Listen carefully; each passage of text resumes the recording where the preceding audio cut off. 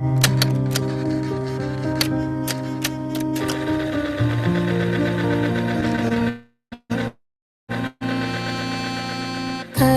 तत्व की अनुप्रेक्षा से आत्मबोध विकसाए, हम भेद ज्ञान प्रगटाए, हम भेद ज्ञान प्रगटाए।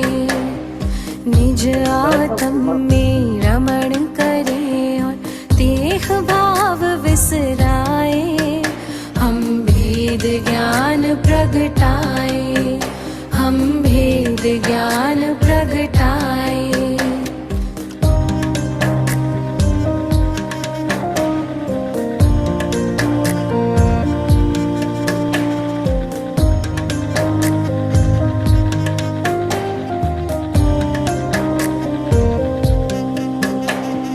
कर्म भिन्न है चेतन, क्षीर नीर की भांति। तप का ताप लगे तो बिखरे सोने से जो माटी। कर्म भिन्न है चेतन, क्षीर नीर की भांति। तप का ताप लगे तो बिखरे सोने से जो माटी। सम्यक ज्ञाता सम्यक दृष्टा सुबोध कर पाए, हम भेद ज्ञान प्रगटाए, हम भेद ज्ञान प्रगटाए। कर्म तत्व की अनुप्रेक्षा से आत्मबोध विकसाए, हम भेद ज्ञान प्रगटाए, हम भेद ज्ञान प्रगटाए।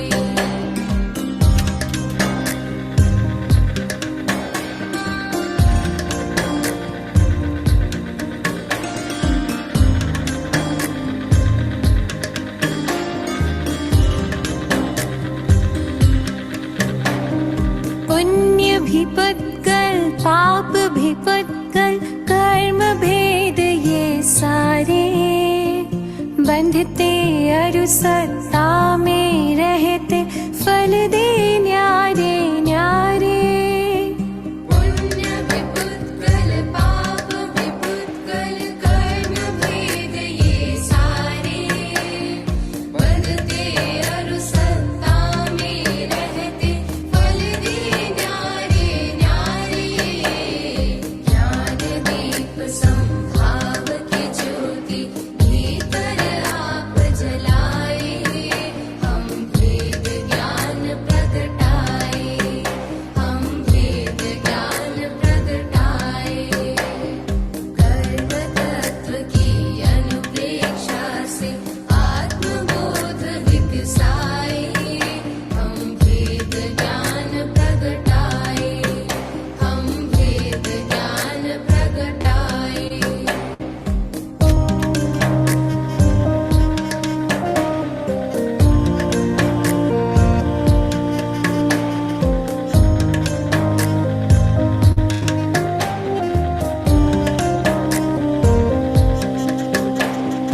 राग द्वेष और मोह तमस का आत्मदेव पर डेरा। कर्म प्रज्ञप्ति को तुम जानो, होगा शीघ्र सवेरा। राग द्वेष और मोह तमस का आत्मदेव पर डेरा।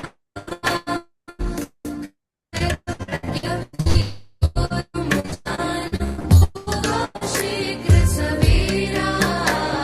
सिंह सत्व के शाश्वत स्वामी, शाश्वत धाम को पाए, हम भेद ज्ञान प्रगटाए, हम भेद ज्ञान प्रगटाए। कर्म तत्व की अनुप्रेक्षा से आत्मबोध विकसाए, हम भेद ज्ञान प्रगटाए, हम भेद।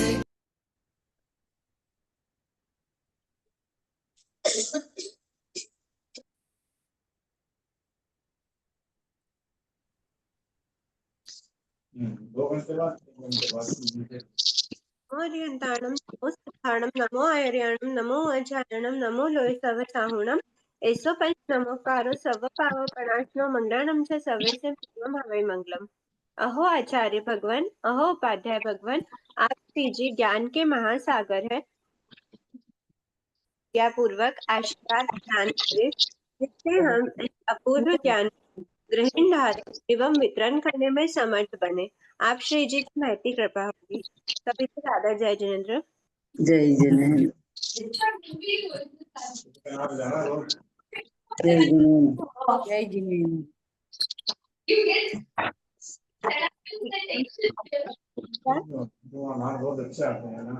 जिनके आज बुक और सर्टिफिकेट मिल गया मुझे, बुक भी आ गई। मैक्सिमम लोगों के पास लगभग बुक आई गई होगी। अनम्यूट है वो प्लीज। नहीं दीदी, बुक नहीं आई हमारे अभी पास तक। नहीं आई। दीदी बुक नहीं आई दीदी, नहीं आई दीदी। कोई होगी, बुक्स निकल गई है।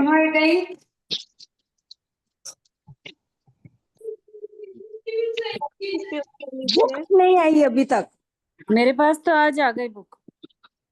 ठीक है, तो फिर सभी की आने में होगी 1-2 दिन में।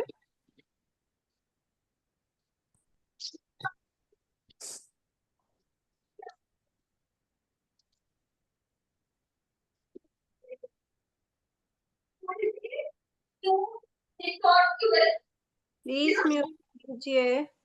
लास्ट क्लास में हम लोगों ने देखा था यथा प्रवृत्तकरण की विशेषताएं हमने देखी थी, और यथा प्रवृत्तकरण हमने हमने कंप्लीट भी कर लिया था। आज हमको देखना है अपूर्वकरण।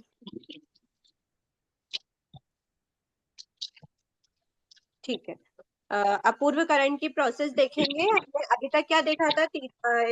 उसमें प्रथमोपशम समय प्राप्ति के लिए जीव क्या करता है? 3 करण करता है। ठीक है, और प्रथमोपशम की प्राप्ति करने के लिए उसके प्रति समय क्या होते हैं? अनंत अनंत गुण विशुद्धि होती है। अब अनंत गुण विशुद्धि हर समय होती है, तो तो अगले समय अगर फर्स्ट समय पे किसी लेवल पे है, व्यवसाय पे किसी लेवल पे है, प्लीज डिस्टर्ब जिन हाँ, हर समय एक जीव की अपेक्षा अगर कोई जीव एक समय पर किसी लेवल पर है, तो अगले समय पर वो उसके अनंत गुणा विशुद्धि लेवल पर होगा। ठीक है, और अगर हम समुच्चय रूप से बात करें तो किसी भी रेंज, हमने कोई रेंज उठाई, उस रेंज में किसी जीव का फर्स्ट समय पर किसी जीव का एक लेवल का अध्यवसाय है, तो उस लेवल के बाद, मतलब उस समय के बाद सेकंड समय पर कोई और जीव क्या उसी रेंज के अध्यवसायों में रह सकता है? मतलब जिस अध्यवसाय में पहला वाला जीव था फर्स्ट समय में, तो वो रह सकता है क्या? तो बोला यथा प्रवृत्तकरण जब जो प्रोसेस चलती है, तो यथा प्रवृत्तकरण में वो उस रेंज में कोई और जीव रह सकता है। ठीक है, और रह भी सकता है, और उससे दूसरी रेंज भी चेंज हो सकती है, ऊपर तो जा ही सकता है, पर उस रेंज में क्या किसी और जीव के वैसे अध्यवसाय उस रेंज के अंदर रह सकते हैं? तो बोला रह सकते हैं। ठीक है, लेकिन अपूर्वकरण में क्या होता है? अपूर्वकरण में अगर जैसे हमने 10 से, हमने उस दिन एग्जांपल लिया था 10 से 20 वाला जो लिया था, अगर 10 से 20 तक है तो अगले समय में 20 भी रिपीट नहीं होगा। 20 लेवल का अध्यवसाय भी अगले समय में किसी जीव को नहीं मिलेगा। तो क्या उसके ऊपर, मतलब जो उसके बाद वाली जो भी रेंज होगी, 21 से ऊपर मान लो 50 तक लेते हैं, तो 10 से 20 तक कोई भी जीव के, मतलब वो जो अध्यवसाय है, वो अध्यवसाय किसी भी जीव में रिपीट नहीं होंगे उस रेंज के। सेकंड समय में उस रेंज से डिफरेंट अध्यवसाय में कोई भी दूसरे जीव रहेंगे। ठीक है, ये हमने देखा था। हमने यथा प्रवृत्तकरण में देखा, इसमें स्थिति घात नहीं होता, रस घात नहीं होता, गुण श्रेणी नहीं होती, गुण संक्रमण नहीं होता। तो क्या होता है? ओनली स्थिति बंध होता है। वो स्थिति बंध हमने देखा था। हर अंतर्मुहूर्त बाद पल्योपम, मतलब अंतर्मुहूर्त तक के लिए एक स्थिति बंध होता है, और उस स्थिति बंध में एक समान स्थिति का बंध होता है, और उसके बाद पल्योपम का संख्येतम भाग कम क्या होती है? स्थिति बंधती है। ठीक है, अब हमको देखना है इसमें अपूर्वकरण में अपूर्व कराम, ऐसा पूरा प्रोसेस। अच्छा, एक बात ध्यान रखना प्लीज, जो एनोटेशन ऑन करे हुए ऑफ कर लीजिए। जो जीव यथाप्रवृत्तकरण में, अच्छा ये हमने देखा था कि अभव सिद्धिक जीव भी क्या करता है, ये जो जीव है वो जीव मिथ्या दृष्टि है। पूरा प्रथमोपशम की प्राप्ति के पहले जो भी प्रोसेस हो रही है, यथाप्रवृत्तकरण भी मिथ्या दृष्टि जीव कर रहा है, उसके बाद वो आगे बढ़ेगा अपूर्वकरण पे, वो भी मिथ्या दृष्टि अवस्था ही रहेगी, और अनिवृत्तिकरण पे पहुंचेगा, वो भी मिथ्या दृष्टि जीव ही पहुंचता है। अनिवृत्तिकरण के बाद जो हम प्रोसेस जब देखेंगे, जिस समय पर प्रथमोपशम सम्यक्त प्राप्त होता है, उस समय पर हम कहते हैं कि इस समय पर जीव के क्या हो गया, वो जीव सम्यक्ति हो गया। उसके पहले तक वो जीव मिथ्या दृष्टि ही रहता है, पर मिथ्या दृष्टि होने के बावजूद भी उसके आत्मा में उसकी इतनी विशुद्धि रहती है कि वो इतने हाई लेवल के प्रोसेस को कर लेता है, तीनों प्रोसेस को करता है।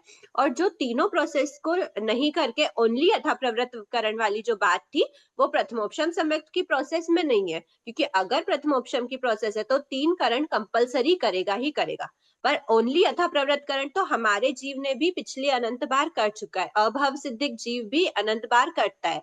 पर वो क्या करते, यथाप्रवृत्त में क्या करना होता है, अपने जो भी इतने अनंत विशुद्धि तक जाता है, और फिर उसके बाद फिर वो स्थिति, इस प्रकार की स्थिति बंद करता है। पर हमने क्या देखा, यथाप्रवृत्तकरण जब एंड हुआ था ना, तो इसमें क्या देखा, इस करण में अंतर्मुहूर्त काल तक रहने के पश्चात जीव चिरकाल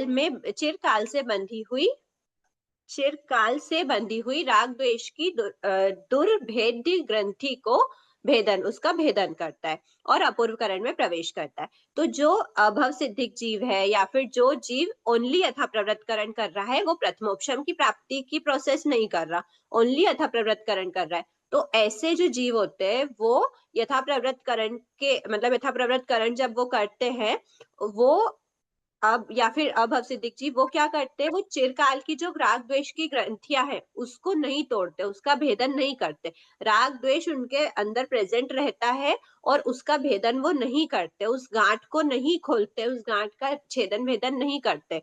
इस वजह से वो क्या करते, वो क्या नहीं कर पाते, अपूर्वकरण में प्रवेश नहीं कर पाते, और अपूर्वकरण में प्रवेश नहीं कर रहे हैं मतलब प्रथमोपशम की प्राप्ति नहीं हो रही है, मतलब आगे जो भी प्रोसेस है वो सब नहीं हो रही है।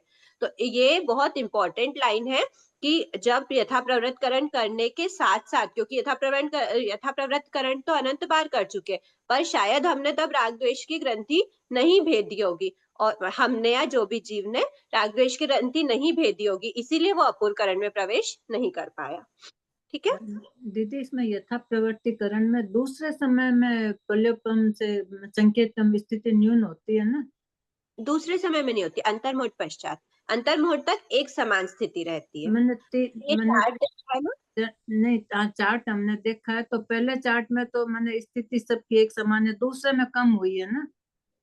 कहाँ कम हुई, सेकंड समय भी तो वही स्थिति है इसमें, नहीं थर्ड भी नहीं, वही जैसे फोर्थ टाइम है ना, जो इसमें फोर्थ स्थिति। फिफ्थ सिक्स्थ में कम हुई है ना स्थिति?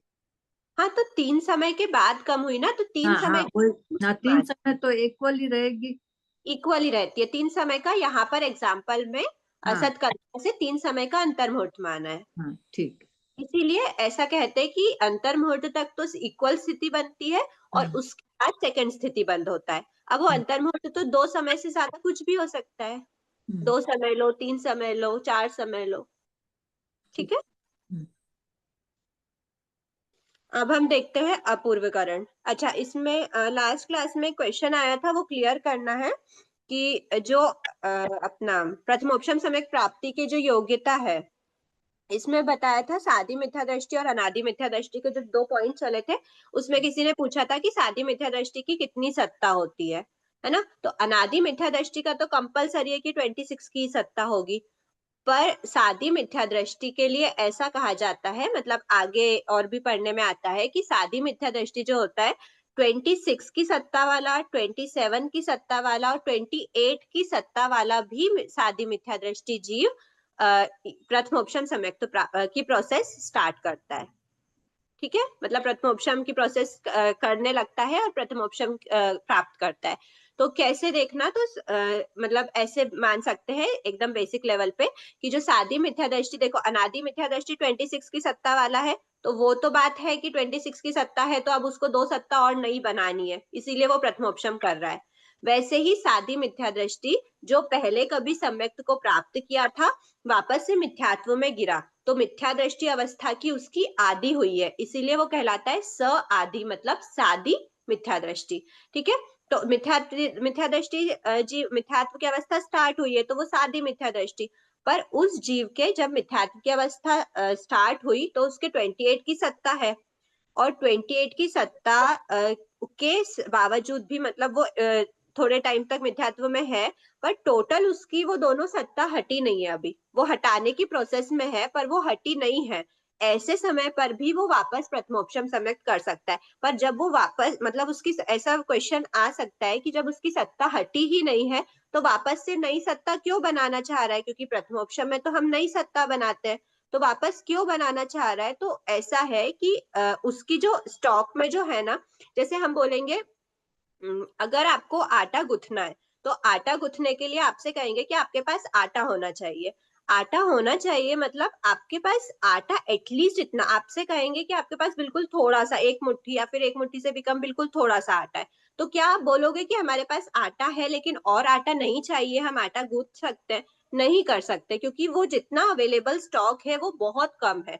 ऐसे ही सम्यक वेदनी और सम्यक मिथ्यात्व वेदनी का स्टॉक तो रहता है, पर वो सत्ता तो 28 की कहलाती है, पर सम्यक वेदनी का उदय आ जाए और सम्यक की प्राप्ति हो जाए, मतलब सम्यक की अवस्था रहे, ऐसा हो, क्योंकि सम्यक वेदनी का उदय होगा तो सम्यक की अवस्था है, तो ऐसा होना मुश्किल हो जाता है, उतना ज्यादा स्टॉक नहीं हो पाता कि वो उदय आके अपना प्रभाव दिखा सके। तो ऐसे समय पर 28 की सत्ता के साथ साथ भी उसको क्या करना पड़ता है, और सत्ता क्रिएट करनी पड़ती है, उसके लिए वो प्रथमोपशम करता है, प्रथमोपशम समय प्राप्ति की प्रोसेस करता है। ठीक है, तो ये हो गया 28 की सत्ता वाला भी प्रथमोपशम सम्यक की प्राप्ति कर सकता है। उसके बाद जो 27 है, मतलब वो धीरे धीरे अपनी सत्ता जब निकाल रहा था तो निकालते निकालते उसकी एक सत्ता निकल चुकी है, किसकी निकल चुकी है, सम्यक दृष्टि सम्यक वेदनी की। मिथ्यात्व वेदनी अभी है तो वो 27 की सत्ता हो गई, और सम्यक वेदनी भी निकल गया, सम्यक मिथ्यात्व वेदनी भी निकल गया, तो फिर वो 26 की सत्ता वाला है। तो चाहे उसके पास सत्ता में है बहुत थोड़ा सा, या फिर टोटल निकल गया या एक निकल गया, तो भी वो क्या करेगा, प्रथमोपशम की प्राप्ति, मतलब प्रथमोपशम सम्यक की प्रोसेस, प्राप्ति की प्रोसेस कर लेता है।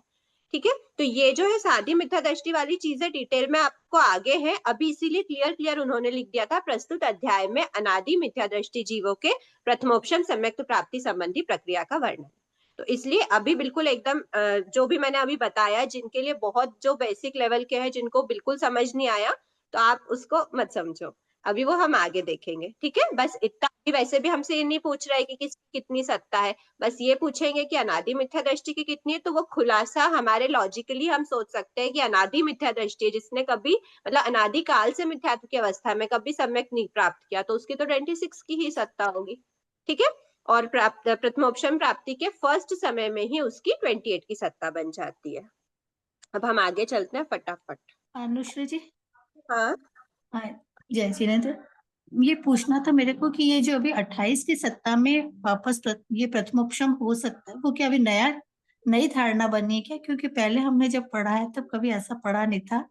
डिस्कस नहीं करेंगे, क्योंकि अच्छा। हाँ, तो वो ना बेसिक लेवल्स के हिसाब से भी अगर ऐसा कुछ है तो आप पर्सनली पूछना, नई धारणा है पुरानी है कैसे। अभी वो जो क्लियर, क्योंकि मैंने देखा था कि शायद आप लोग को पिछली जिन्होंने लिया था, नीरू दीदी शायद उन्होंने लिया था ना क्लास, हाँ, तो उन्होंने हाँ, आपको ये बताया था कि 28 की सत्ता होती है सादी मिथ्या दृष्टि वालों की, और अनादि वालों की 26 की होती है, और मैंने आपको ये बताया कि सादी वालों की भी 26 की होती है, इसीलिए वो नया करते हैं। तो वो दोनों पॉइंट मतलब आपके वापस कंफ्यूजन ना हो कि ये सही है कि ये सही है, तो इसीलिए मैंने थोड़ा सा क्लियर कर दिया है। 28 वाली भी हो सकती है, 26 वाली भी, और 27 वाले की भी हो सकती है, मतलब वो भी मतलब वो कर। सभी वो वापस वो प्रथमोपशम प्राप्त कर सकते हैं, ऐसे समझना ना हाँ, कि 28, 27 और 26 वाले तीनों तीनों। सादी मिथ्या दृष्टि है, वो प्रथमोपशम प्राप्त कर सकते हैं, ऐसे समझना ना। हाँ, ठीक है। फिर बाकी जो और भी अपडेट्स है, जो भी डिटेल है, वो बात की आगे की चीज है ना। अच्छा, ठीक है। ठीक है, अपूर्व करंट देखते हैं अब हम। अपूर्व करंट की क्या विशेषता है, तो सबसे पहली विशेषता तो ये है कि यथा प्रवृत्त करंट के में जो हमने चार बात तो यहाँ पर हम बताएंगे कि यहाँ पर स्थिति घात भी होता है, रस घात भी मतलब अनुभाव घात भी होता है, और गुण श्रेणी भी बनती है। यहाँ पे एकदम ध्यान से देखना, ये प्रोसेस, तीनों प्रोसेस क्या होती है थोड़े से डिटेल में देखेंगे निषेक के माध्यम से। ठीक है, तो अब ये हो गया हमारा तीन पॉइंट हो गए। और चौथा जो है स्थिति बंध, वो तो हमने देखा ही कि यथा प्रवृत्तकरण में भी होता है और यहाँ पर भी होता है। और उसके बाद क्या बचा, गुण संक्रमण। तो गुण संक्रमण जब प्रथमोपशम समय की प्राप्ति करनी होती है तो गुण संक्रमण नहीं होता। यहाँ पे सिर्फ 4 बातें हम डिस्कस करेंगे। ठीक है, अब सबसे फर्स्ट, अब एक बार हम गो थ्रू कर लेते हैं और फिर हम एक एक पॉइंट को डिटेल में देखेंगे। स्थिति घात क्या होता है, मतलब किस टाइप से प्रोसेस में, कैसे प्रोसेस में स्थिति घात करते हैं, क्या होता है, वो तो एकदम सिंपल है कि स्थिति का घात करना मतलब स्थिति को कम करना। जो भी ऑलरेडी हमारे कर्मों की स्थिति आत्मा में जो सत्ता में कर्म प्रेजेंट है उनकी स्थिति को कम करना स्थिति घात कहलाता है। उसकी प्रोसेस हम देखेंगे। ठीक है, हाँ, अब सबसे पहले जीव अपूर्वकरण में प्रवेश करा, सबसे पहले प्रवेश करा। अभी तक यथा प्रवृत्तकरण के प्रोसेस में था, अब यथा प्रवृत्तकरण कंप्लीट करके वो अपूर्वकरण में प्रवेश कर दिया। तो फर्स्ट समय में ही क्या करता है, नया स्थिति बंध प्रारंभ हो जाता है। इतने टाइम से जो स्थिति बंध हो रहा था वो स्थिति बंध मतलब हो रहा था और फर्स्ट समय से ही कहीं पे भी ब्रेक नहीं होता, फर्स्ट समय से ही नया स्थिति बंध प्रारंभ होता है। तो वो नया स्थिति बंध कैसा होगा, तो वो वाला जो नया स्थिति बंध है वो भी जैसे हमने बताया है कि जो लेवल मतलब पीएसबी का जो लेवल है वो कम रहता है अगले स्थिति बंध में। तो अभी अपूर्व यथा प्रवृत्तकरण में जितनी हो रही थी उसके बाद से हम देखेंगे कि फर्स्ट समय से ही स्टार्ट होता है स्थिति बंध नया वाला, पिछला वाला नहीं, वापस पीएसबी माइनस वाला ही होता है। तो जो नया स्थिति बंध स्टार्ट हुआ है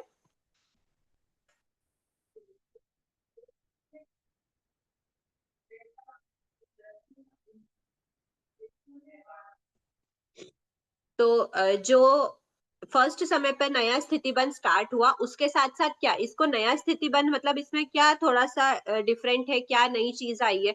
तो ऐसा है कि इस समय से अभी तक तो स्थिति बंध हो रहा था, पर इस समय पर जो स्थिति बंध हो रहा है उसके साथ साथ उसी समय से क्या स्टार्ट हो जाता है, उसी समय स्थिति घात भी स्टार्ट हो जाता है, अनुभाव घात भी स्टार्ट हो जाता है और गुण श्रेणी भी स्टार्ट हो जाती है उसी समय पर। तो एक ही साथ चारों कार्य एक समय पर होते हैं, इसमें फर्स्ट समय से ही स्टार्ट हो जाते हैं।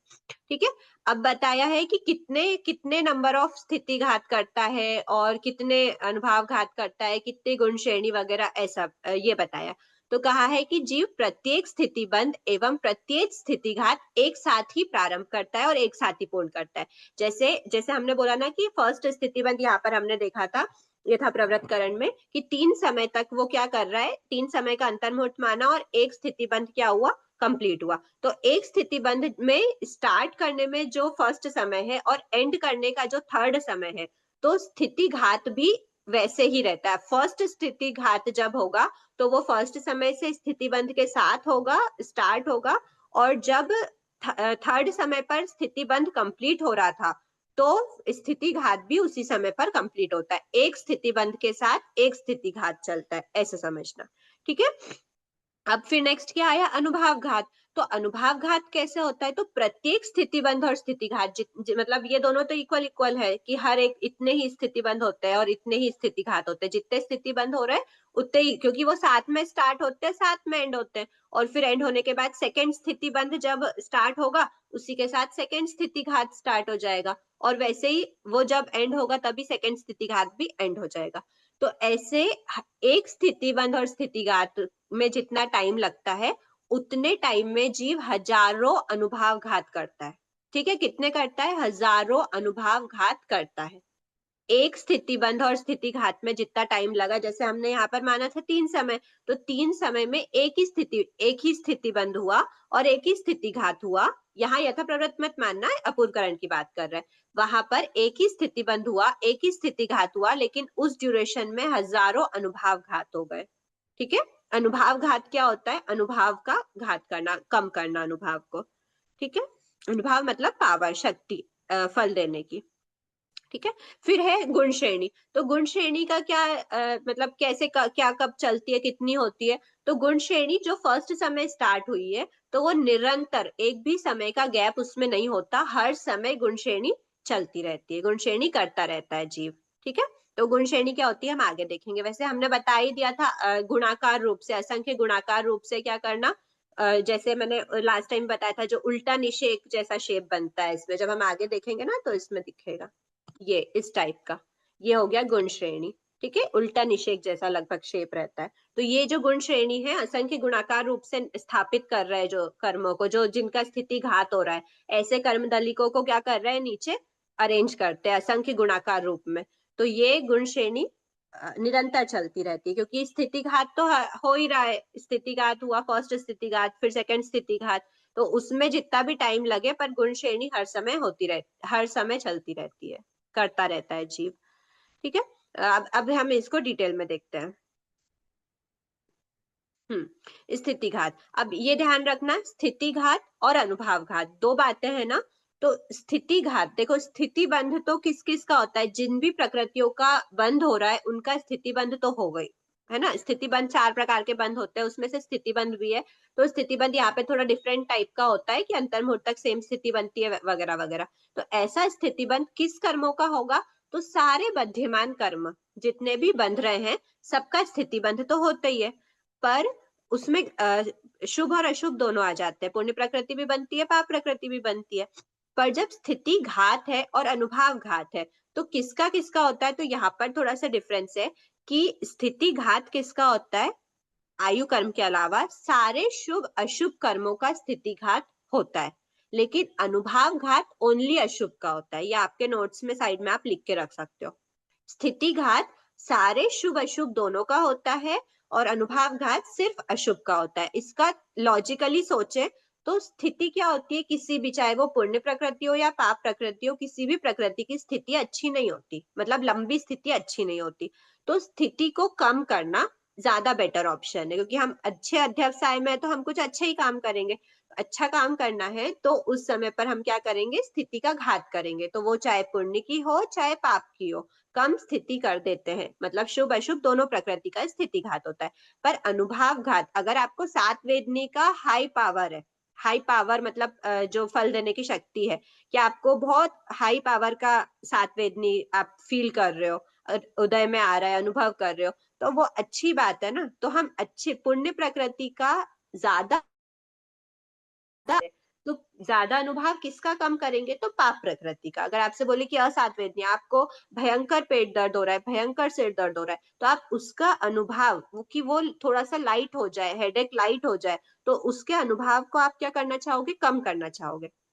इसीलिए अनुभव घात में सिर्फ अशुभ प्रकृतियों का ही अनुभव घात होता है। ठीक है। अब स्थिति घात क्या है, तो सत्तागत कर्मों की स्थिति को कम करना स्थिति घात है। ठीक है।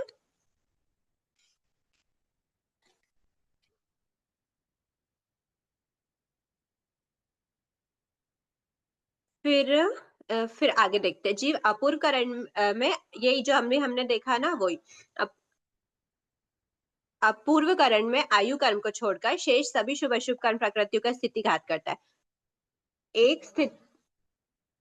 एक स्थिति घात में अंतर्मुहूर्त काल लगता है। अब ड्यूरेशन बताए तो आप ड्यूरेशन बना के, मतलब ऐसे, या तो अगर आप चार्ट बना के रखो तो और ही ज्यादा अच्छा है कि एक स्थिति घात में कितना ड्यूरेशन लगा, तो अंतर्मुहूर्त काल लगा। जैसे हमने स्थिति बंध के लिए भी देखा था, यहाँ 3 समय का अंतर्मुहूर्त माना था हमने, ऐसे एक स्थिति घात करने में अंतर्मुहूर्त काल लगता है, जिसमें जघन्य पल्योपम का संखेतम भाग व उत्कृष्ट पृथक्त्व सागरोपम प्रमाण स्थिति कंडक का घात किया जाता है। तो ये क्या है, स्थिति कंडक, कंडक मतलब सिंपल भाषा में कहे तो एक टुकड़ा, स्थिति का एक पार्ट है ना। मतलब स्थिति, जब हम स्थिति का घात करते हैं, स्थिति का घात प्रैक्टिकल रूप से देखो, हमारे आत्मा में कर्मों की स्थिति है ना, ये जो निषेक है हमारा इतना ऊपर।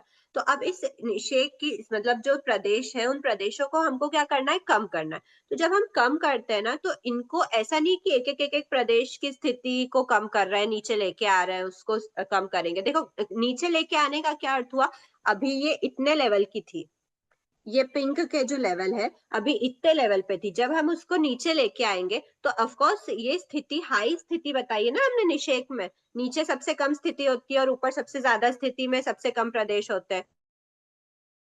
लेवल की स्थिति थी उसको हम क्या कर रहे हैं, कम कर रहे हैं, तो ये स्थिति घात हो गया, मतलब वो कंडक को, मतलब वो प्रदेशों को नीचे लेके, तो एक एक प्रदेश नहीं आता, एक साथ स्थिति का एक पार्ट उठा के नीचे लाया जाता है। ठीक है, तो ये एक पार्ट उठाने का क्या अर्थ हुआ, वो कितना है ये हम देखेंगे। वो जो थोड़ा सा हैवी, बहुत हैवी लैंग्वेज का जो सेंटेंस आ गया था, जघन्य पल्योपम का संकेतम भाग व उत्कृष्ट पृथक तो सागरोपम प्रमाण स्थिति कंडक का घात, ये बहुत हैवी लगेगा अभी आपको, आप समझना। देखो ये जैसे ये जो स्थिति है,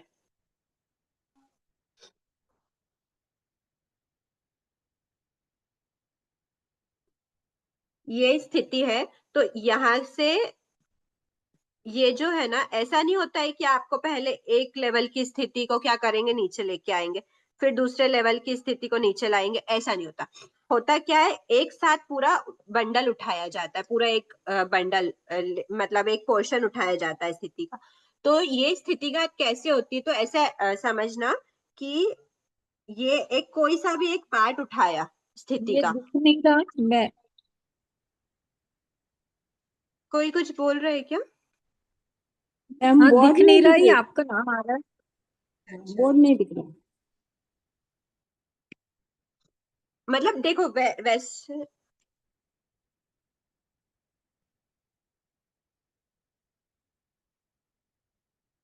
ये जो है ना, ये हमने जो स्थिति बनाई है,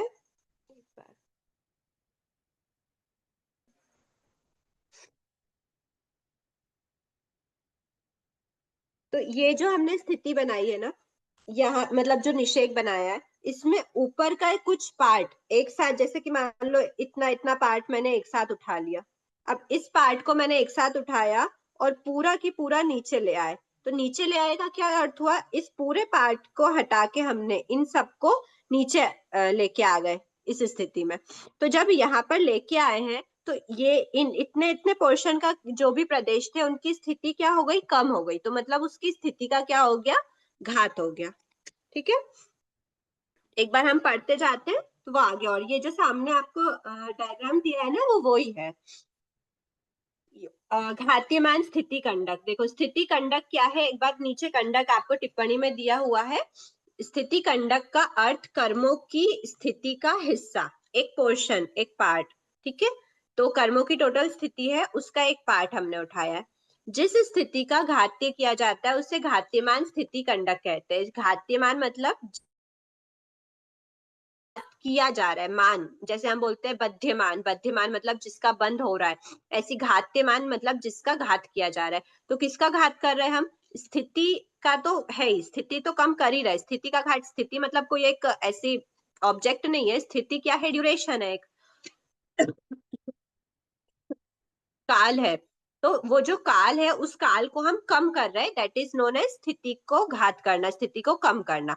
तो वो काल किसका करेंगे, तो एक पूरे प्रदेशों का पोर्शन हम उठाएंगे इतनी इतनी स्थिति वाला, और उसको उठाकर हम क्या करते हैं, उसकी स्थिति को कम करते हैं, तो वो क्या कहलाता है, कंडक कहलाता है। ठीक है, जिसको हम उठा रहे हैं वो हिस्सा कंडक कहलाता है, और उस वो हिस्से का घात हो रहा है वो कहलाता है घातीयमान स्थिति कंडक। जिस स्थिति का घात किया जा रहा है उसे घातीयमान स्थिति कंडक, एवं जिस स्थिति का घात नहीं किया जा रहा है उसे अघातीयमान स्थिति कंडक कहते हैं। ठीक है, तो अब कितना होता है, जब भी मतलब बोला एक स्थिति घात होता है, एक स्थिति घात कब तक होता है, तो अंतर्मुहूर्त काल तक एक स्थिति घात होता है ना। तो वो अंतर्मुहूर्त काल में कौन सी स्थिति, मतलब जो कंडक है वो कंडक कौन सा वाला है, कौन सा हिस्सा है, तो बताया जघन्य कम से कम पल्योपम का संकेतम भाग व उत्कृष्ट पृथक्व सागरोपम प्रमाण स्थिति। मतलब जैसे स्थिति क्या है, नीचे से स्थिति हमारी स्टार्ट होती है ना, तो अंतर्मुहूर्त, जैसे जघन्य अब आधा काल अंतर्मुहूर्त है, उसके बाद में प्रदेश क्या होते हैं, जमते जाते हैं एक के ऊपर एक, वो निषेक बनता है पूरा। तो कम से कम स्थिति कितनी होनी चाहिए उस कंडक की, तो बताया है कि जघन्य पल्योपम का संकेतम भाग स्थिति तो उसकी होनी चाहिए। और उत्कृष्ट कितना होगा, तो मैक्सिमम पृथक्त्व साग्रोपम। पृथक्त्व का अर्थ होता है अनेक, मतलब एक नहीं, एक साग्रोपम नहीं होगा, एक से ज्यादा वाले होंगे, 2 साग्रोपम, 4 साग्रोपम, 10 साग्रोपम, 50 साग्रोपम, 1 लाख साग्रोपम, कुछ भी हो सकता है, पर अनेक साग्रोपम प्रमाण स्थिति कंडक। मतलब मैक्सिमम स्थिति कितनी होगी, जो भी स्थिति जिनका हम घात करेंगे तो मैक्सिमम होगी पृथक्त्व साग्रोपम प्रमाण। प्रमाण मतलब उतनी क्वांटिटी की, या उसका प्रमाण इतना है, उसका मेजरमेंट इतना है, कितना है पृथक्त्व साग्रोपम का। और जघन्य का कितना है, तो जघन्य पल्योपम का संकेतम भाग। संकेतम भाग से लेकर पृथक्त्व साग्रोपम के बीच का जो है, उतने पोर्शन का क्या कर सकते हैं, उतने स्थिति कंडक का घात किया जा सकता है। उसके नीचे के नहीं होता, उसके ऊपर नहीं होता ऐसा। दीदी ये जी, ऊपर जो पिंक वाला दिखाया हुआ है, तो ये मैंने पल्योपम का संकेतम भाग है। कौन सा वाला? ऊपर जो पिंक पोर्शन दिखाया हुआ है, जघन्य कम से कम लेवल है उसका, हाँ पल्योपम हाँ। का संकेतम भाग, और उत्कृष्ट लेवल है पृथक्त्व साग्रोपम। नहीं तो ये इसको मैंने अपनी स्थिति कम करते हैं तो फिर आत्मा से अलग ही हो गए ये तो। नहीं, पल्योपम का संकेतम भाग से कम भी तो स्थिति होती है ना, हमारी आत्मा में तो प्रेजेंट होंगे ना, नहीं कम से ये जो कंडक का अपने घात कर रहे हैं, हाँ। तो मैंने ये आत्मा से अलग ही हो गए, वापस इनका मैंने हो जाएगा उदय। ये अलग नहीं हुए, उनकी स्थिति का घात किया, ड्यूरेशन कम किया। अगर वो आपको जैसे पृथक्त्व संकेतम भाग है, पल्योपम का हम्म, संकेतम भाग है ना, हम्म, वो कैसे माने, पल्योपम का संकेतम भाग, तो एक पल्योपम हम मान सकते हैं, एक हम्म, पल्योपम की स्थिति है मान लो किसी प्रदेश की, तो हम्म, उस एक पल्योपम की स्थिति को हम कम करके पल्योपम का संकेतम भाग से भी कम कर सकते हैं उसकी स्थिति, उसको कहते हैं, मतलब ड्यूरेशन कम करना, कि ये प्रदेश हमारी आत्मा में एक पल्योपम तक रहने वाला था, तो अब हमने उसको पल्योपम का संकेतम भाग से भी कम क्या कर दिया, उसको नीचे लेकर आ गए, मतलब इतनी जल्दी वो आत्मा से बाहर निकल जाएगा। ऐसा नहीं है कि उसको स्थिति घात कर दिया तो टोटल उसी समय पर आत्मा से बाहर जाएगा, आत्मा से बाहर उसी समय पर नहीं जाएगा, पर जितने टाइम के लिए बांधा था उससे कम समय पर आत्मा से बाहर चला जाएगा। ठीक है, ये हुआ। ऐसे अनेक हजारों स्थिति घात अपूर्वकरण में करता है, मतलब ऐसे जो पूरा अपूर्वकरण की जो अंतर्मुहूर्त की प्रोसेस होती है, उसमें कितने स्थिति घात होते हैं, तो हजारों स्थिति घात अपूर्वकरण में होते हैं। ठीक है, ये वही हो गया हमारा जो अभी हमने देखा, अपूर्वकरण के अंतिम समय में स्थिति सत्ता। अब अपूर्वकरण में हमने सारा स्थिति घात, हजारों स्थिति घात, मतलब ऐसे छोटे छोटे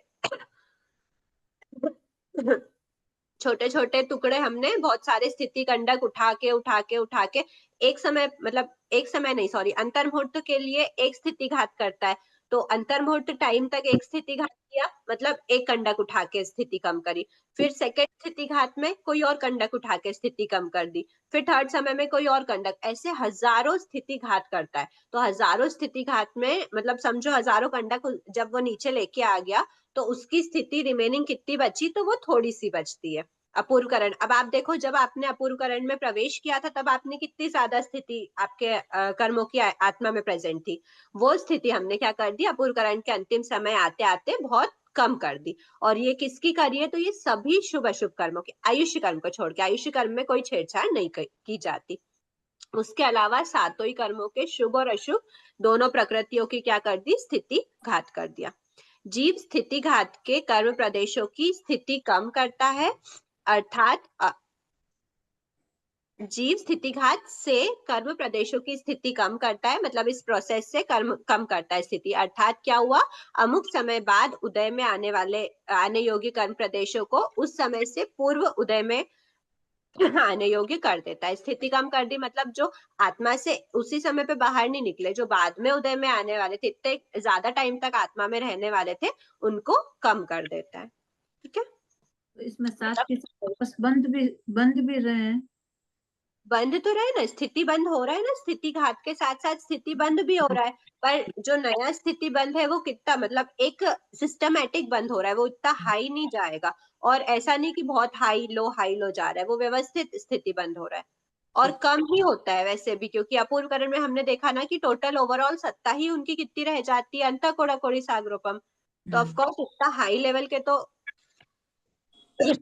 नहीं करता है बंध, नया बंध। ठीक है, ये हो गया अब हम नेक्स्ट पेज पे देखते हैं।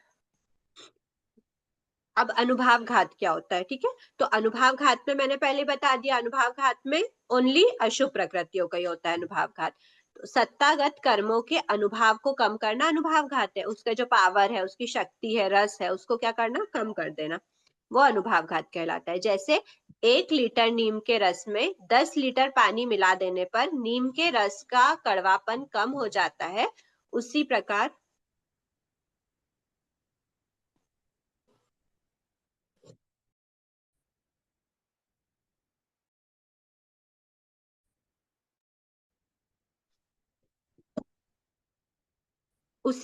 जीव अनुभाव घात द्वारा कर्म प्रदेशों के अनुभाव को अत्यंत मंद कर देता है, ठीक है। अनुभाव मतलब पावर को कम करा। स्थिति तो जैसे हमको समझ में आ जाती है कि ऊपर के लेवल पे निषेक से हम स्थिति को समझा सकते हैं।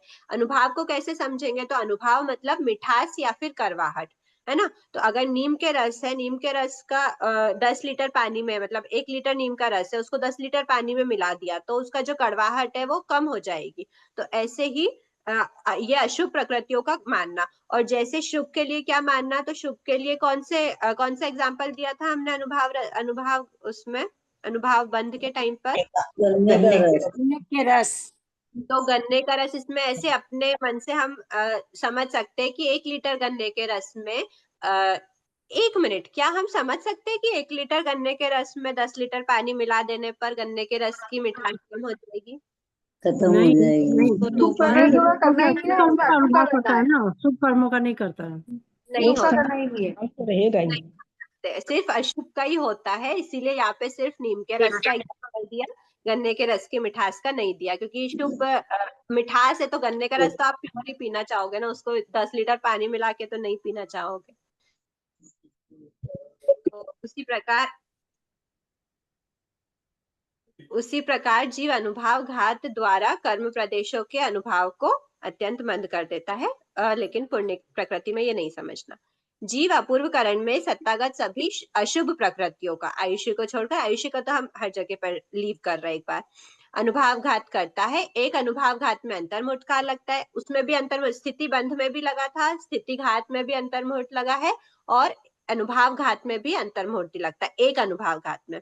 और उसमें सत्तागत कर्मों का अनुभाव अनंत गुणहीन कर दिया जाता है। मतलब जैसे हमने यहाँ पर स्थिति कैसे देखी, स्थिति अंतिम समय पर इतनी ज्यादा कम हो गई अपूर्व करण के अंतिम समय पर, वैसे ही अनुभाव घात भी कम हो जाता है। पर कितना कम हो जाता है, तो बताया अनंत गुणाहीन हो जाता है, मतलब उनकी पावर को हम अनंत गुण कम कर देते हैं। जीव ऐसे अनेक हजारों अनुभाव घात अपूर्व करण में करता है। यहाँ पर हजारों, देखो स्थिति घात में लिखा था कि हजारों स्थिति घात करता है, और यहाँ पर बोला है अनेक हजारों। तो क्यों बोला है, इसको थोड़ा सा मैथमेटिकली समझे तो क्या बताया हमने, एक स्थिति घात के समय पर हजारों अनुभाव घात हो जाते, ये हमने देखा। एक स्थिति बंध या एक स्थिति घात है तो उस समय पर हजारों अनुभाव घात हो जाते ही क्वांटिटी जो है वो ये हजारों में है, तो फिर अनुभाव घात तो और अनेक हजारों हो गए। अनेक हजारों मतलब मल्टीपल टाइम्स, मतलब हजारों, 1000, 2000, 3000, 4000, ऐसे बहुत सारे हजार हो गए, ठीक है। तो अनेक हजारों अनुभाव घात अपूर्व करण में करता है, अंतर्मुहूर्त काल लगता है एक अनुभाव घात में, और एक स्थिति घात में भी, और एक स्थिति बंध भी। स्थिति बंध जैसा अब वापस हम एक बार खुलासा पढ़ लेते हैं, बाकी है वो सेम सिमिलर जैसा हमने यथाप्रवृत्त करण में समझा था। जीव अपूर्व करण में प्रवेश करते पहले समय में पूर्व की अपेक्षा, जो हमने यथाप्रवृत्त करण के अंतिम समय में जो बांधा था, उससे पीएसबी वापस कम करेगा, क्योंकि उससे पहले भी हम पीएसबी माइनस ही करते आए थे। यथाप्रवृत्त करण का काल पूरा हो गया, अब अगले समय में अपूर्व करण में प्रवेश कर गया, पर स्थिति बंध तो उसी टाइप का ही बनता है, वापस से पिछले वाले से पीएसबी कम करके ही, पल्योपम का संकेतन भाग कम करके ही अगला स्थिति बंध करता है, और उसको हर समय नहीं बदलता। सेकंड समय पर भी वही होगा, थर्ड समय पर भी वही होगा, फोर्थ समय पर भी वही होगा, मतलब जितने भी समय का अंतर्मुहूर्त काल है वो उस समय वो एक स्थिति बंध कहलाता है। ऐसे हजारों स्थिति बंध क्या करता है, उसके बाद सेकंड स्थिति बंध स्टार्ट होता है, वो वापस से पीएसबी होता है, वो उसमें भी अंतर्मुहूर्त पीएस भी कम हो जाता है, फोर्थ में फिर पीएस भी कम होता है। तो ऐसे करते करते अपूर्वकरण में अनेक हजारों स्थिति बंध करता है। ठीक है, स्थिति बंध और स्थिति घात की लगभग इक्वल ही रहेगी। लगभग क्या मतलब इक्वल ही रहेगी, क्योंकि जब स्थिति बंध स्टार्ट होता है उसके साथ ही स्थिति घात भी स्टार्ट हुआ, और जिस समय पर स्थिति बंध पूर्ण होगा उसी समय पर स्थिति घात भी पूर्ण होता है, और सेकंड स्थिति बंध स्थिति घात पे स्विच हो जाते हैं। ये हो गया। अब हम आते हैं गुण श्रेणी पे। ठीक है, तो गुण श्रेणी क्या है? तो असंख्य गुणाकार रूप से क्या करना, जो हमने स्थिति, अब जैसे हमने ये तो बोल दिया कि ये इतने इतने पोर्शन का हम क्या कर रहे थे, स्थिति घात कर रहे थे। जैसे हमने बोला था इतना इतना, हमने माना कि इतना इतने का क्या कर रहे हैं हम, स्थिति घात कर रहे हैं। तो इतना अगर स्थिति घात करेंगे तो ये प्रदेश कहाँ जाएंगे? तो बताया कि इन प्रदेशों को नीचे तो लाना है, इनकी स्थिति को कम तो करना है, पर कम करना है तो कम करके कहाँ पे करेंगे, कैसे स्थापित करेंगे? क्या बीच में किसी भी स्थिति में डाल देंगे? तो नहीं, एक व्यवस्थित तरीके से उसको कम करते हैं। तो कैसे कम करते हैं? तो ये जो पोर्शन हम कंडक का या फिर जिन प्रदेशों का घात किया जा रहा है, स्थिति घात किया जा रहा है, उनको उठाकर हम व्यवस्थित क्या करते हैं, नीचे असंख्य गुणाकार रूप से। जैसे कि अगर हमने यहाँ पर फर्स्ट समय अगर हमने सबसे नीचे लेके आए, तो उसके बाद क्या होगा, असंख्य गुण, मतलब उससे असंख्य गुना अधिक, फिर उससे और ज्यादा असंख्य गुना अधिक, ऐसे करते करते एक टाइप से इस टाइप से उसकी रचना होती है। ऐसा उल्टा निषेक जैसा शेप बनता है। ये सारे इनको सबको लेके आते हैं। जो भी स्थिति का हम घात करते हैं, वैसे घातीमान स्थिति प्रदेशों को, स्थिति कंडक को हम क्या करते हैं, नीचे लेकर आते हैं, और नीचे लाकर उनको असंख्य मतलब मल्टीपल में, गुणाकार रूप, गुणाकार मतलब मल्टीप्लाई करना, तो असंख्य टाइम्स मल्टीपल करने पर क्या करते हैं, उसके अरेंजमेंट हम कर देते हैं। इससे असंख्य गुणा ये, इससे असंख्य गुणा ये, ऐसे स्थितियां। तो गुण श्रेणी की एक बार डेफिनेशन पढ़ लेते हैं। गुण श्रेणी मतलब क्या? जीव अपवर्तना के द्वारा, ये ध्यान में रखना, अपवर्तना क्या है? अपवर्तना में स्थिति को कम किया जाता है, और इससे अपोजिट एक वर्ड होता है उद्वर्तना। तो उद्वर्तना में स्थिति को बढ़ाते हैं। तो बढ़ाते कब होंगे? ऑफ कोर्स जब विशुद्ध परिणाम है तो अपवर्तना होगी, क्योंकि स्थिति कम कर रहे हैं हम विशुद्ध परिणाम में। और उद्वर्तना विशुद्ध नहीं होते, जब मलिन परिणाम होते तो स्थिति और बढ़ जाती है, वो वाले पॉइंट्स है। तो गुण श्रेणी बनाना है। गुण श्रेणी मतलब क्या हुआ? गुण श्रेणी बनाइए कि हम ऊपर से लेके नीचे लेके आए हैं, तो ऊपर के जो है उनको स्थिति को कम करी है, मतलब विशुद्ध भाव में करेंगे, तो किससे होगा? अपवर्तना से होगा। तो अपवर्तना के द्वारा, अपवर्तना क्या है? ये आत्मा के अंदर, मतलब ये प्रोसेस है, आत्मा की विशुद्धि के कारण आत्मा के अंदर सेल्फ से ये एक अपवर्तना की प्रोसेस होती है। मतलब पुरुषार्थ तो ऑफकोर्स लगता ही है, क्योंकि आत्मा के विशुद्ध परिणाम है, तो वो पुरुषार्थ से ही है। पर वैसे पुरुषार्थ के बावजूद आत्मा में अपवर्तना होता है, अपवर्तना की एक प्रोसेस चलती है। अपवर्तना मतलब स्थिति जो हाई थी उसको, स्थिति को कम करना, अनुभाव को कम करना। अनुभाव को कम करना भी अपवर्तना की प्रोसेस में ही आता है, मतलब यही कहलाता है कि अपवर्तना हो रही है। तो जीव अपवर्तना के द्वारा जिन कर्म प्रदेशों की स्थिति को कम करता है, उन कर्म प्रदेशों को क्रम पूर्वक, ठीक है, एक के बाद एक, ऐसा नहीं कि कहीं भी ऐसे इधर इधर उधर नहीं डालता, वो क्रम पूर्वक असंख्य गुणाकार रूप से स्थापित करता है। उसको क्या बोलते हैं? गुण श्रेणी कहते हैं। जीव अपूर्वकरण में आयु कर्म को छोड़कर, वापस हमने छोड़ दिया, सत्तागत सभी शुभ व अशुभ कर्म प्रकृतियों की गुण श्रेणी करता है। सबकी शुभ और अशुभ दोनों की क्यों करी है? ओनली अशुभ की क्यों नहीं करी? स्थितिघात शुभ और अशुभ दोनों का होता है, तो दोनों की गुण श्रेणी करता होगा। क्योंकि गुण श्रेणी में हम क्या करते हैं, जो स्थिति, जिनकी स्थिति कम करी है उन्हीं को ही तो अरेंजमेंट कर रहे हैं ना। तो उनका अरेंजमेंट कब करेंगे? जिनका स्थिति घात हो रहा है। तो किसका स्थिति घात हो रहा है? तो शुभ और अशुभ दोनों का ही हो रहा है, तो दोनों की गुण श्रेणी बन जाती है। ठीक है, अब यहाँ पर ना एक पॉइंट होता है, देखो, स्थिति घात जो हो रहा है वो तो अपनी जगह चल रहा है, पर जब गुण श्रेणी बनानी होती है ना, तो गुण श्रेणी के लिए उसके पास ना दो पॉइंट, तो अभी समझ में नहीं आया कि स्थिति अनुभाव का हाथ नहीं होता शुभ का, और स्थिति घात हो जाता है, ये बात है। क्या? स्थिति घात तो हो जाता है, शुभ का, और अनुभाव घात नहीं होता शुभ का।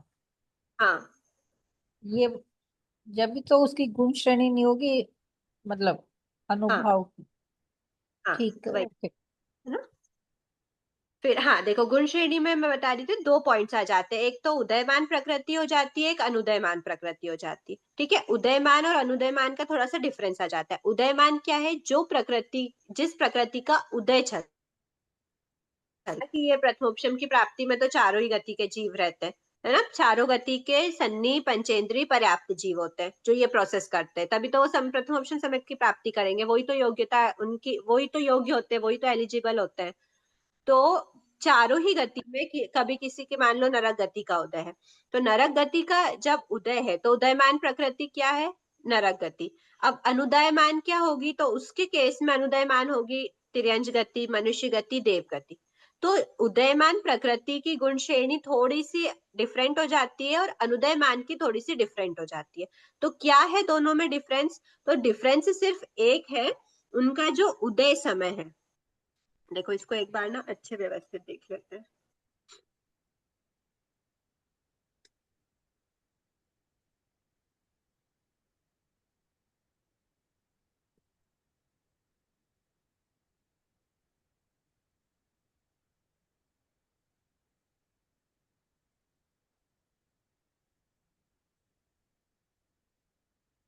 ये हमारी क्या थी, ये स्थिति का निषेक है। ठीक है, अब हम यहाँ से उठा के क्या कर रहे हैं, नीचे इनको स्थापित किया जा रहा है। तो इनको स्थापित कर रहे हैं, तो इनका जो गुण श्रेणी बन रही है,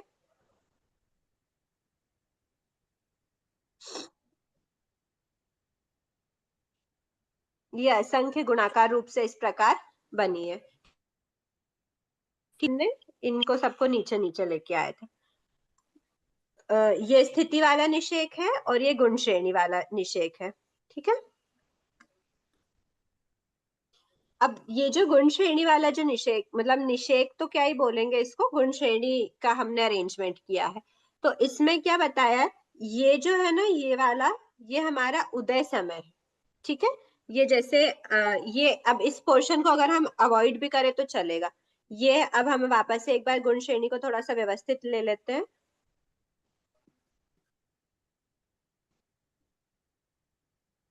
ये मान लो हमारी गुण श्रेणी है, तो ये अगर उदय समय है, ये फर्स्ट समय, ये सेकंड समय, थर्ड समय, फोर्थ समय, ये फिफ्थ समय, तो ये जो फर्स्ट समय है ना, ये मान लो उदय वाला समय है। इस समय पर उस प्रकृति का उदय है। तो जो उदयमान प्रकृति है, उदयमान प्रकृति के लिए तो जो गुण श्रेणी बनेगी ना, वो उदय समय से ही स्टार्ट होगी। मतलब यहाँ इस समय पर, इस जो ये उदय समय, जिस समय पर जीव ने बंद करा है, उस समय पर, उस मतलब बंद तो क्या कर रहा है, स्थिति घात कर रहा है, उसी समय पर उस प्रकृति का उदय भी है। जैसे हम एग्जाम्पल ले नरक गति, तो नरक का कोई जीव है, नरक गति उसका उदय है, नरक गति नाम कर्म का। तो नरक गति नाम कर्म का उदय है, तो नरक गति के मान लो उसने स्थिति कम करी और उसको अरेंज करना है, तो वो सबसे पहले कहाँ पर डालेगा, तो वो फर्स्ट उदय समय में, मतलब उदय समय मतलब उसी समय पे जो प्रेजेंट समय है, उस प्रेजेंट समय पर ही वो क्या कर देता है, उस प्रदेश को डाल सकता है। ठीक है, ले ये हो गया। उसके बाद फिर नेक्स्ट समय में वो उसके सेकंड समय पे, थर्ड समय पे, फोर्थ समय पे, ऐसे ऐसे समय पर वो डालता है, लेकिन उदय समय में वो डाल सकता है। और कहाँ तक डालता है, तो वो अंतर्मुहूर्त काल तक डालता है। ये उदय समय है, उदय समय से लेकर अंतर्मुहूर्त काल तक वो ऐसे ही सब, ये जो इधर से जो भी लेके आ रहा है, यहाँ पे आप समझ लो कि यहाँ पर क्या है, हमारी स्थितियां हैं जिनका घात हो रहा है। तो यहाँ से वो गुण श्रेणी पे बना रहा है, तो वो फर्स्ट उदय समय पर भी डालेगा, उससे यहाँ पर भी डालेगा, ऊपर भी डालेगा। कहाँ तक डालेगा, तो वो डालता है अंतर्मुहूर्त काल तक ही वो अरेंजमेंट करता है। ठीक है, अंतर्मुहूर्त काल तक करता है, मतलब प्रोसेस का अंतर्मुहूर्त नहीं बताया, स्थितियों का अंतर्मुहूर्त बताया कि उदय समय से लेकर अंतर्मुहूर्त काल तक का, मतलब उदय समय ये प्रेजेंट समय, ये प्रेजेंट समय है, और इस प्रेजेंट समय से अगले अंतर्मुहूर्त, मतलब इस प्रेजेंट समय उदय समय से लेकर अब अंतर्मुहूर्त, आने वाले अंतर्मुहूर्त समय तक क्या होता है, वो अरेंजमेंट स्थितियों का हो जाता है। ठीक है, फिर दूसरी बात है अनुदयमान। तो अब जैसे नरक गति का उसका उदय है, नरक का जीव है, नरक गति का उदय है, तो वो मनुष्य गति को कैसे स्थापित करेगा? मनुष्य गति के जो स्थिति घात है, स्थिति कंडक है, घात्यमान कंडक है, उसको कैसे अरेंज करेगा? तो वो उदय समय से अरेंज नहीं करता, उसकी गुण श्रेणी उदय समय के नेक्स्ट समय से बनती है। मतलब इस समय पर वो कोई भी नहीं रखेगा, वो रखना स्टार्ट करता है इस समय से, उदय समय के नेक्स्ट समय से। ठीक है, सॉरी, उदय समय नहीं, पूरी उदयावलिका, मतलब एक आवलिका, एक समय नहीं है, एक आवलिका है। अच्छा मैं दुख रहा, ये उदय समय नहीं बोलेंगे इसको, उदयावलिका, उदय आवलिका।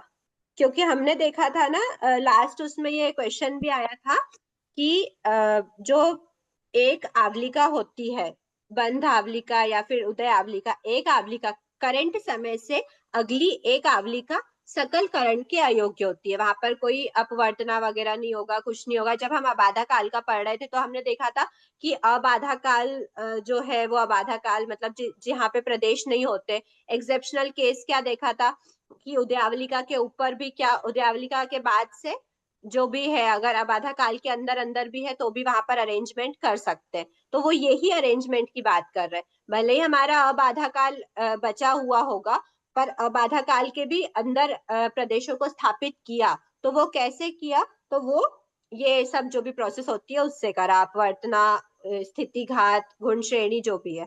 तो गुण श्रेणी में कहाँ पर रखा? तो उदय योग्य, मतलब उदयमान है, जो प्रकृति का उदय है उसी की सत्ता कम करके अगर उसका अरेंजमेंट करना है तो कैसे करेंगे? तो वो उदय समय से अंतर्मुहूर्त तक कर देंगे।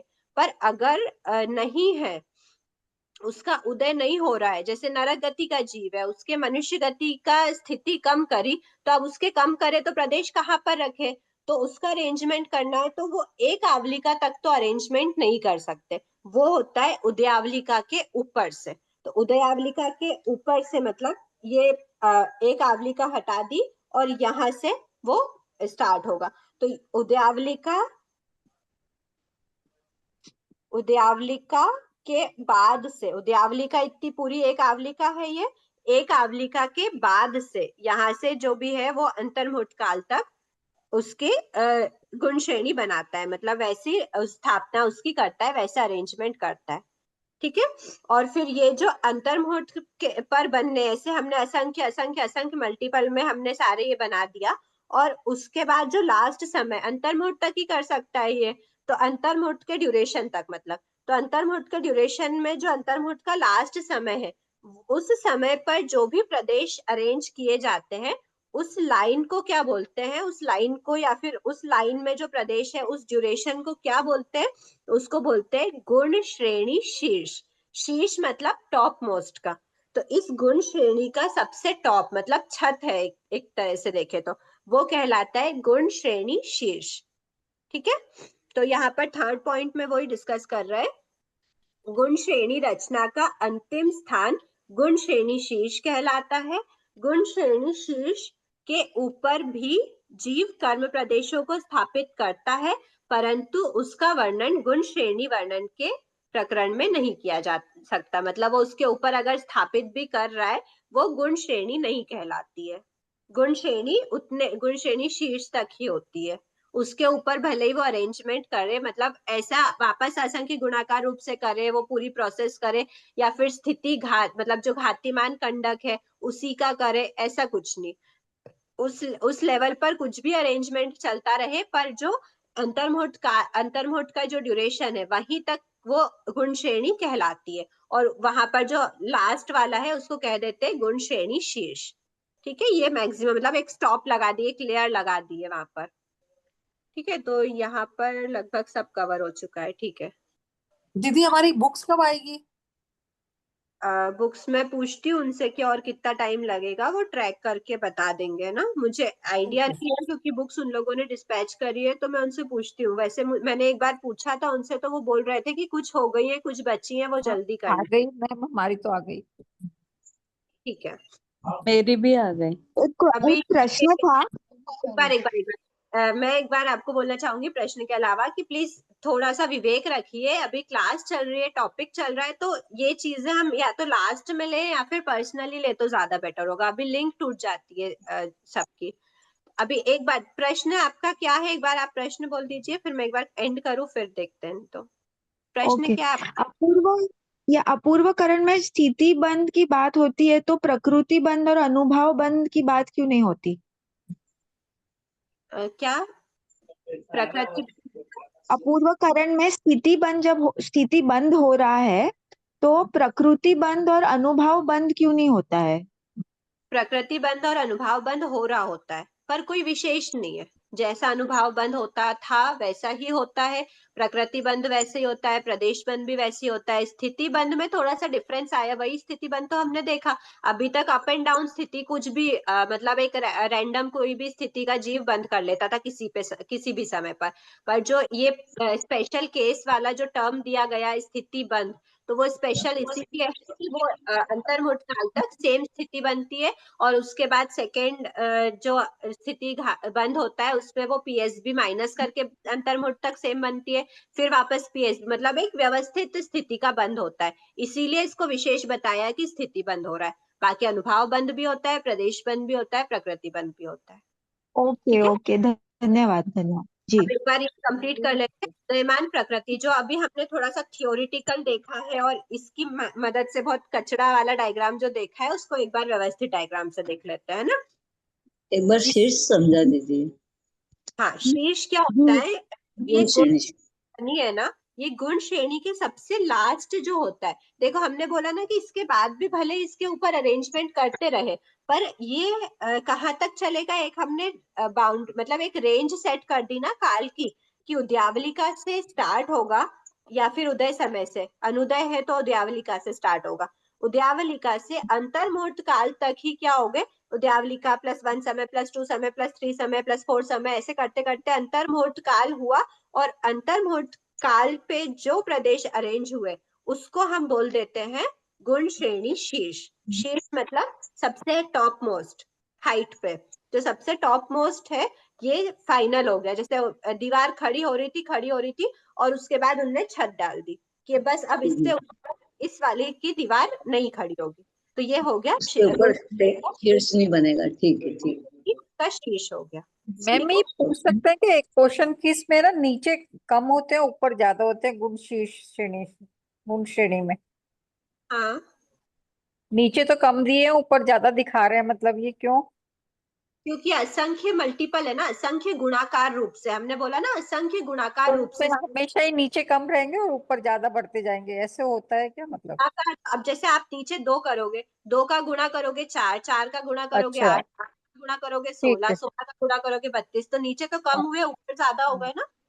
ओके ओके ठीक है, ओके मैम, गुणाकार थैंक यू मल्टीपल वाला बात है। Thank you ma'am. ठीक है, अब एक बार हम ये एक बार पढ़ लेते हैं, फिर टाइम हो रहा है। जीव अपवर्तना के द्वारा कर्म प्रदेश, अच्छा ये पूरा लेना है एक बार, उदयमान अनुदयमान एक साथ, तो हम नेक्स्ट क्लास में लेने के भाव रखते हैं ना, या फिर आप देखो तो अभी वही जो मैंने बताया है एक बार इसको फटाफट पढ़ लेते हैं, फिर आपको डाउट रहे तो आप नेक्स्ट क्लास में वापस डिस्कस करना। इसमें क्या है, जीव अपवर्तना के द्वारा जिन कर्म प्रदेशों की स्थिति को कम करता है उनमें से उदय समय में जो कर्म प्रदेश स्थापित करता है वे सबसे कम है। ये जो मतलब अभी आपने जो पूछा ना, ये सबसे कम है उदय समय में। उसके बाद फिर दूसरे समय में उससे असंख्य गुण मल्टीपल हो गए, फिर थर्ड समय में उससे असंख्य गुण हो गए, फिर फोर्थ में उससे असंख्य गुण, ऐसे यावत मतलब डैश डैश डैश करते करते गुण श्रेणी शीर्ष मतलब लास्ट पॉइंट पर कर्म प्रदेश जो होंगे वो असंख्य गुण होंगे, मतलब सबसे मैक्सिमम होंगे, एक से असंख्य गुण मल्टीपल होते गए। ठीक है, वैसा कि वैसा डायग्राम को सामने दिया हुआ है। यहाँ पर जो ग्रीन कलर में है वो गुण श्रेणी है। गुण श्रेणी में सबसे नीचे सबसे थोड़े थे, नेक्स्ट समय पे उससे असंख्य गुण हो गए, फिर असंख्य गुण करते करते गुण श्रेणी शीर्ष मतलब अंतर्मुहूर्त का जो ड्यूरेशन एंड हुआ वहां पर जो है वो और ज्यादा है, असंख्य गुण ज्यादा हो गए। और घातीमान कंडक पिंक कलर में है, येलो कलर में आपका अघातीमान है। और यहाँ पर नीचे जो उद्यावलिका लिखा है ना, वो ये बता रहा है कि उद्यावलिका में भी प्रदेश है, क्योंकि हम उदयमान प्रकृति की बात कर रहे हैं। वहीं आप इससे कंपेयर करो, यहाँ पर उद्यावलिका में प्रदेश नहीं है। क्यों नहीं है? क्योंकि ये अनुदयमान प्रकृति है। नरक गति का जीव है पर मनुष्य गति का घात कर रहा है, मनुष्य गति की स्थिति का, तो वहां पे मनुष्य गति के जो प्रदेश है वो उसके उदयावलिका में अरेंज नहीं होंगे, उसके ऊपर से अरेंज होना स्टार्ट होंगे, फिर वो असंख्य गुणाकार रूप से मल्टीपल होता जाएगा। ठीक है, यही बस छोटा सा डिफरेंस है दोनों में। उपर्युक्त प्रक्रिया गुण श्रेणी रचना के पहले समय की है, फर्स्ट समय का गुण श्रेणी रचना है। ठीक है, इसी प्रकार जीव जब तक गुण श्रेणी रचना करता है तब तक प्रति समय उदय समय से लेकर गुण श्रेणी शीर्ष पर्यंत, मतलब अंतर्मुहूर्त काल, हमने देखा ना कि अंतर्मुहूर्त काल तक ही गुण श्रेणी करता है, मतलब अंतर्मुहूर्त काल तक अरेंज करता है, तो वो उसका गुण श्रेणी शीर्ष हो गया। तो गुण श्रेणी शीर्ष पर्यंत मतलब वहां तक असंख्य गुणाकार रूप से कर्म प्रदेशों को स्थापित करता है। और यहाँ अनुदय मान में क्या होगा, सेम है, जीव अपवर्तना के द्वारा जिन कर्म प्रदेशों की स्थिति को कम करता है उसमें से उदयावलिका के ऊपर, उदय समय से नहीं देखना यहाँ पर, उदयावलिका मतलब उदय से लेकर एकावलिका तक, उदयावलिका के ऊपर पहले समय में जो कर्म प्रदेश स्थापित करता है वे सबसे कम होते हैं, फिर उससे असंख्य गुण करके गुण श्रेणी शीर्ष जो है वहां तक और असंख्य गुण हो जाते हैं। उपर्युक्त प्रक्रिया गुण श्रेणी रचना के पहले समय की है। इसी प्रकार जीव जब तक गुण श्रेणी रचना करता है तब तक प्रति समय उदयावलिका के ऊपर, यहाँ पर क्या लिखा था, उदय समय से लेकर गुण श्रेणी शीर्ष तक, और यहाँ पर क्या बोला, उदयावलिका के ऊपर पहले समय मतलब प्रथम समय जो उदयावलिका के बाद का समय, वहां से लेकर गुण श्रेणी शीर्ष पर्यंत मतलब अंतर्मुहूर्त काल तक का जो अरेंजमेंट था वहां तक असंख्य गुणाकार रूप से कर्म प्रदेशों को स्थापित करता है। ठीक है, अब हम कल अनिवृत्ति मतलब नेक्स्ट क्लास में अनिवृत्तिकरण लेने के भाव रखते हैं, अपूर्वकरण हमारा कंप्लीट हो गया। ठीक है, ये चार बातें होती हैं इसमें, गुण संक्रमण नहीं होता यहाँ पे, स्थिति बंध पहले की जैसे हमने देखा यथा प्रवृत्तकरण वाली प्रोसेस है, और स्थिति घात होता है। स्थिति घात हमने देख लिया कि एक कंडक को पूरा उठाते हैं, एक एक प्रदेश की स्थिति कम नहीं करते, पूरा हिस्सा लेते हैं। ठीक है, और इसमें एक बात और ध्यान रखना, यहाँ पर जो आपको ये दिखा रहा है ना, तो इसमें ये पता चल रहा है कि यहाँ पर जो उठाया जाता है ना, तो वो जैसे मैंने आपको बताया था कि ये पोर्शन हमने उठाया, फिर हमने ये पोर्शन उठाया, ये पोर्शन उठाया, ये पोर्शन उठाया, तो ये जो गुण श्रेणी बनाने के लिए जो स्थितियों का घात कर रहा है ना, ये मतलब ये ऐसा हॉरिजॉन्टल में नहीं करते कि आप पहले ऊपर की स्थितियों को उठा के पहले नीचे डालो, पूरा एक लेवल कम कर दो, फिर उसके बाद फिर सेकंड वाली स्थिति का पूरा एक लेवल कम कर दो, फिर थर्ड वाली स्थिति का पूरा एक लेवल कम कर दो, फिर फोर्थ का कम। जो स्थितियां है ना, ये स्थितियां हॉरिजॉन्टली नहीं जाती हैं, ये वर्टिकली जाती हैं, पहले इधर का हटेगा, फिर इधर का हटेगा, फिर इधर का हटेगा, फिर इधर का हटेगा, फिर इधर का हटेगा, फिर ऐसे ऐसे ऐसे करके एक एक हिस्सा लिया जाता है, ये वर्टिकल नीचे उतरती है। इसलिए आपको जो यहाँ पे पिंक को जब नीचे उतारा जा रहा है, तो ये देखो आप पिंक को उतार रहे हैं, तो सबसे पहले ऊपर से उठा के नीचे लेके आए, फिर एक पोर्शन को उठा के नीचे लेके आए, मतलब वो पूरी लाइन को नहीं ला रहे, वो एक एक को लेके आ रहा है, एक एक वर्टिकली वहां पर जाता है। ठीक है, ये एक बार थोड़े से और आप अनुप्रेक्षा करना, देखना, तो फिर आपको और अच्छे से समझ में आएगा, और डाउट जहां पर आएंगे और अच्छे से समझ में भी आएगा, प्लस और अच्छे से डाउट्स भी आएंगे। अभी एक बार में पढ़ने में शायद उतने डाउट्स नहीं आ पा रहे होंगे। तो कॉन्सेप्ट क्लियर हुआ एक बार सभी का? किसी को और कुछ डाउट है जहां तक पढ़ा वहां तक? मैम ये समझ में नहीं आए हॉरिजेंटली और वर्टिकली। चलो अच्छा, अभी उसको ऐसे ही रखो, वो नेक्स्ट क्लास में डिस्कस हाँ कर। ठीक है मैम, वो अगली बार समझा देना। हाँ, बाकी सब हाँ, सब फोर्थ तो आ गया समझ में। ठीक है, दीदी एक बार ये फिर सेकंड वाला पॉइंट थोड़ा क्लियर नहीं हुआ, जो 3 पॉइंट नीचे के बताए थे ना, अभी 3 पॉइंट बताए थे ना नीचे, सेकंड वाला पॉइंट नहीं समझ में आया था मुझे। अनुदयमान वाला, हाँ अनुदयमान अनुदय श्रेणी उदयावली का, देखो उदय समय है ना, ये हमने बताया कि ये उदय समय है, सबसे लास्ट वाला ये उदय हाँ समय है। तो उदय समय अगर वो प्रकृति का उदय नहीं है, तो जैसे मैं आपसे कहूं कि देखो क्या होता है एक्चुअल में, एक बार हम क्लास एंड करते हैं, जिनको जाना है वो ठीक है, मैं फिर बताती हूँ एक बार, है ना। अहो आचार्य भगवान, अहो उपाध्याय भगवान, आपकी कृपा से जो ज्ञान हमने सीखा है वह ज्ञान हमारे भीतर विनय की अभिवृद्धि करे, सहनशीलता का विकास करे, सरलता को बढ़ाए, हम निष्प्रिय बने, अनासक्त बने, पांचों इंद्रियों पर विजय प्राप्त करें, शीघ्र ही परम वितरागता को प्राप्त करें। हमसे हुई अविनय याचना के लिए क्षमा करें। आप सभी से भी क्षमा याचना। देखो होता क्या है, जो प्रकृति है ना, वो अगर गुण श्रेणी शीर्ष से हम नीचे लेके आए, मतलब गुण श्रेणी बना के उसकी ऊपर जो स्थिति घात किया, तो हम नीचे लेके आ गए। अब अगर हम उदय समय पे ही उसको रख देंगे और उसका उदय ही नहीं हो रहा है, तो वो आत्मा से बाहर कैसे जाएगी? उदय के माध्यम से ही तो वो आत्मा से बाहर जाती है। तो ये सोचने वाली बात है कि जैसे नरक गति का उदय है, मतलब नरक गति के जो प्रदेश है वो बाहर जाएंगे। तो अब आप ऊपर से मनुष्य गति उठा के लाओगे और बोलोगे कि तू मनुष्य गति को भी बाहर निकाल आत्मा से, तो वो कैसे निकालेगा? उसका तो नरक गति का उदय चल रहा है। तो इसीलिए नरक गति का उदय चल रहा है, तो उस उदय समय में नहीं कर सकता। उदय समय, सेकंड समय, थर्ड समय, ऐसा करके एक आवलिका तक वो अरेंज नहीं करता। एक आवलिका के ऊपर से वो अरेंज करना स्टार्ट हो जाता है। तो हो सकता है कि उस आवलिका के बीच में उसको जो गैप मिला है, उस गैप के बीच में हो सकता है कि उसका वो क्या कर दे, संक्रमण कर दे। तो फिर वो मनुष्य गति के जो है, मनुष्य गति के प्रदेश है, उसको क्या कर दे, नरक गति के रूप में ट्रांसफर कर दे। अगर वो ट्रांसफर कर सकता है तो फिर वो नरक गति के रूप में बाहर निकल जाएगी। जिसका उदय होगा उसी रूप में तो बाहर निकलेगी ना। तो फिर हम उसमें नीचे उदय समय में डाल भी देंगे तो वो बाहर कैसे जाएगी? इसीलिए उदयमान को तो हम उदय समय में डाल के बाहर कर सकते हैं, लेकिन जो अनुदयमान है उसको मतलब एक आवलिका के ऊपर, मतलब उदय आवलिका के पश्चात ही अरेंज करना पड़ेगा। ठीक है?